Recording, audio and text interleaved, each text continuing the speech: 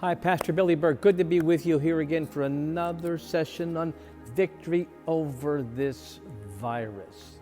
This virus has spread far beyond the body. I believe there's a virus that's affected the thinking of people, of leaders, of every kindred, tribe, and tongue. People are being infected, convictions are being formed, and thought patterns are being shaped in this very moment that's going to determine a lot of the future of this country, of this world, of you, of your family. I mean, if you think about where we've just come from, a virus has been released into the airstream. That's what this is. This virus is an airborne disease. It's been released to the airstream. Can't see it, can't smell it, it's in the air. The rioting and the anger and the hatred that's been released from the human heart. Can't see it, can't smell it, but it's in the air. The millions of people that are unemployed, broke, can't pay their mortgage, can't hire their staff, are really among the holding out the cup for money people. It's in the atmosphere. These are all invisible, yet but tangible, because it affects everybody.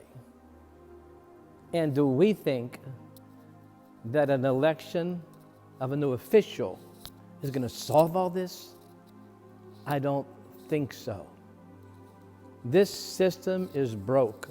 It cannot be back together by policies and procedures. Of course, that's a Band-Aid. Of course, that would help for the moment. That's what policies down through history has done. It's Band-Aiding to the next generation. But as you and I both know, when severe weather comes and rain and snow, Band-Aids, they just come off. And that's what's happening. This Band-Aid of centuries is really coming off, not just of the United States, but of the whole world. All of these leaders have interests for their own area, of course. They want to protect their own people, of course. They're willing to do bad things to do that, of course, and more of course. Well, if policies and procedures can't do this, and leaders are looking out for their own country, and then what do we do? I like what Franklin Graham said recently. He said, we need God to move on the human heart, the evil that's in the human heart. Each of us. I'm not talking about calling for a prayer meeting where only a few people that really attend pray and really care. I'm talking about each one of us individually, away from us, a meeting that's been organized. Each of us in our own place, if we would release the kind of the same cry that Daniel did while he was a captive in Babylon. One of the greatest prophets that ever lived. He was a teenager. He had done nothing really wrong, yet he's a captive of the Babylonians. He was not part of his people who built idols, violated moral law that God had set in the earth. Daniel was not among those. He was among the innocent, yet he finds himself in among those that were most criminal. And instead of him saying, Lord, I'm praying for them, he cried out, oh God, we have sinned. He included himself in among the worst of the worst, so that God would feel the sincerity of his cry. To what? To heal the land, to set captives free, to turn the hearts of men back towards God.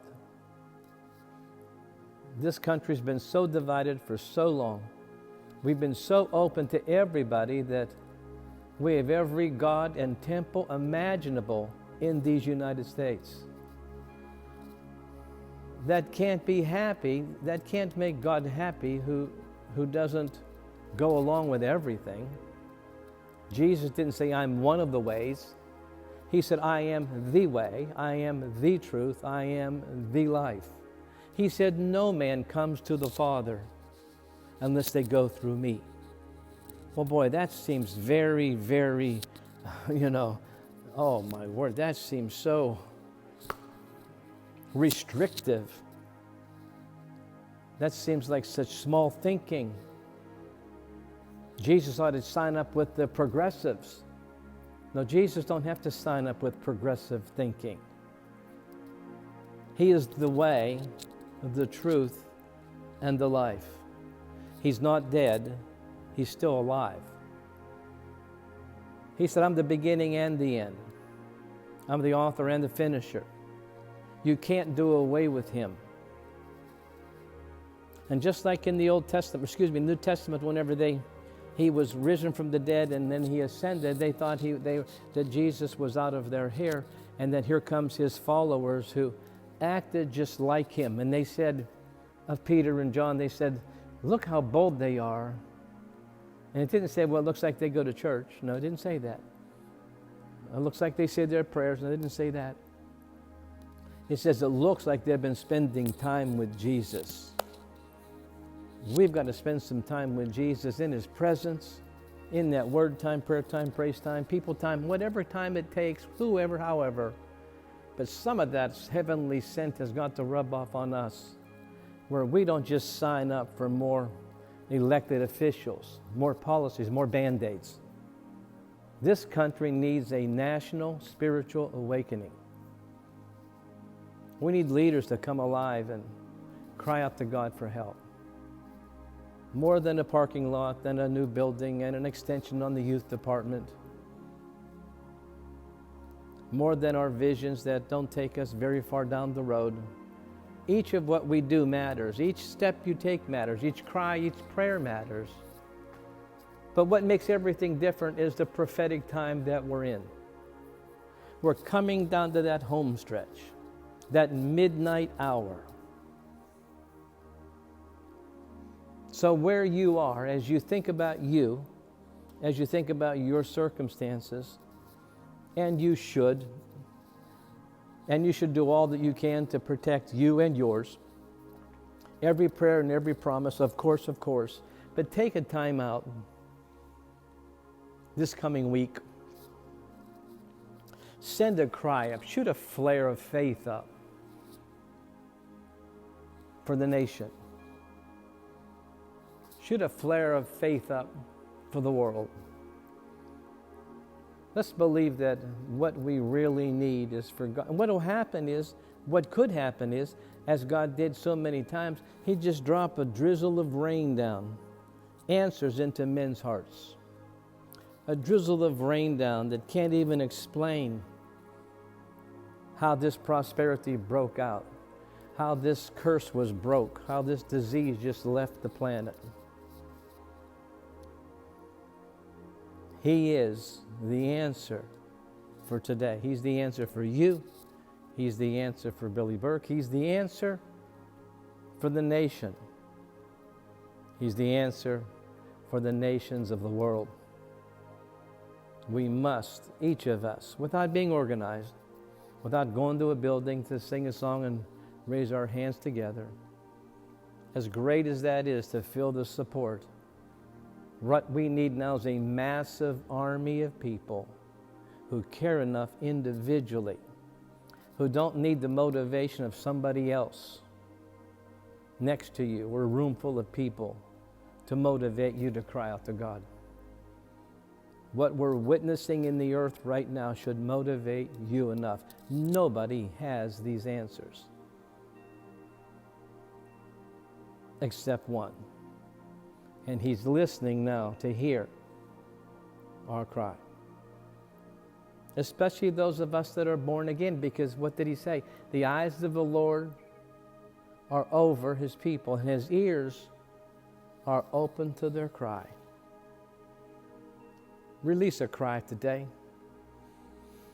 Take the time to find a spot in your house, a walk around the block, a ride in your car, your bicycle, your moped, whatever you have to move in the direction where you can feel free to to release an expression. Don't wait another day. Now is the time. It's the only thing that can break this airborne disease, this surge of violence that's been released from these riots, and the cry of people suffering from economic hardship. It is a perfect storm, but we serve a perfect storm breaker. We serve one that can ride the waves of any storm, who harnesses the winds. Even the disciples said of old, even the wind and the seas, they obey him. Oh, let's do this today. Let's be that force of faith in the earth that releases a cry to God, that he would visit all people everywhere, even from our house clear to the White House and beyond. That's your word for today. Don't forget to be with me tomorrow night for another great healing service, 7 o'clock on Facebook. I'm telling you what, the worship tomorrow night is going to be amazing. I just know it. Join me. We're going to believe God for miracles. I want to really let you know about August the 23rd through the 30th.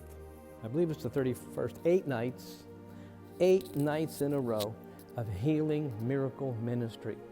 It's a virtual experience like never seen before. I believe it's going to be amazing. Everything that we're putting together to just release it into your computer, your mobile device, your laptop, whatever you have. But I believe we're going to shake the world in the end of August with what we're going to display. Some of the things, some surprises that I have for you, that you'll know exactly what I'm talking about when this broadcast is over. I mean some like, whoa, God is amazing. And He is. He is. All we're doing is releasing a display of who He is, of what He's done, and what He can do. What can He do? Anything you can believe for. I didn't say think for. I didn't say wish for. I said believe for. Let's believe that the best that God has is yet to happen to you. My friend, my partner. That's what I desire for you. That number's right there. People are waiting to pray for you because we don't have the answers. Billy Burke does not carry all of the answers. I carry some of the answers, but not all of the answers. That's why we pray. The gifts of the Spirit does not have all of the answers. That's why we pray.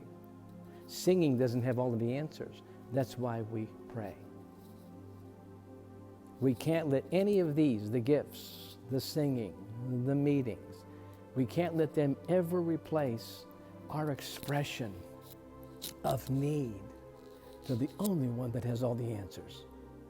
Call now, get that prayer. And when you do, please think of this ministry. Think of what we're bringing to you and the rest of all of the masses of people that need help. Sow a seed, would you please? If you're in a desperate time, then you spend it on you, really. But if you have something on the side here that you can put in to this ground, it would help this ministry so much. Thanks a million for that. So I ask you for that. I remind you of tomorrow night. I remind you of the 8 nights coming here very soon. I think it's about 4 weeks away. So we have to plan to get word out. And remember, you know what I'm going to say? Mark 10, what? 27. With God, come on, say it with me. All things are possible. I love you. We'll see you soon.